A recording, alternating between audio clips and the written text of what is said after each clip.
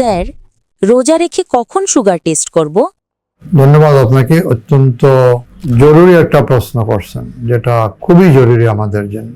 আমরা জানি যে আমার সুগারটা বাড়লো না কমলো, সুগার কন্ট্রোল করার জন্য মনিটরিং বা সুগার টেস্ট করা খুবই জরুরি।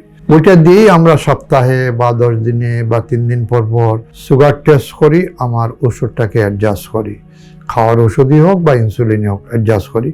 করে করে আস্তে আস্তে যখন দেখা যায় যে সুগারটা কন্ট্রোল হয়ে গেছে, খালি পেটে পাচ্ছয় থাকতেছে, বড়া পেটে আর দোষ হচ্ছে, তখন আমি বুঝি যে আমার ডোজ ঠিক হয়ে গেছে, ওই ডোজই আমরা খাইতে দিই।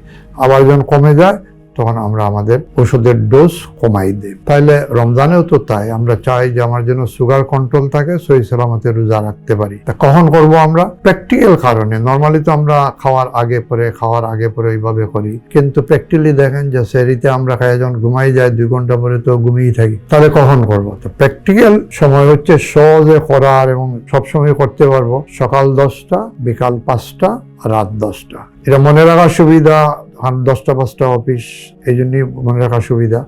আরেকটা সুবিধা হলো যে এই ফিগারগুলো আমার সুগার রমজানের জন্য মোটামুটি কন্ট্রোল, এটাকে বোঝা যে আমার সকালবেলা যে সুগারটা 10টার সময়, এটার জন্য 10-এর কাছাকাছি থাকে। 5টার সময় আমার সুগারটা যেন 5-6 থাকে, এটা যেন 5-এর নিচে না নামে, এটা 5-6 থাকে। রাত 10টার জন্য আমার তারাবির নামাজ পড়ে এসে আমরা যখন মাপি ইফতার খাইয়া, তখন আমার সুগারটা যেন 10-এর নিচে থাকে বা 10-এর কাছাকাছি থাকে। তাহলে আমি এই 3টা ফিগার দিয়ে মোটামুটি ধরে নেই যে সারাদিন আমার সুগার কিরকম হবে। তাছাড়া যখনই আপনার খারাপ লাগবে তখনই সুগার টেস্ট করে দেখবেন যে আপনার সুগারলেস হয়ে গেলেন কিনা বা খুব বেশি সুগার হয়ে গেল কিনা, এই জিনিসগুলি খেয়াল রাখতে হবে।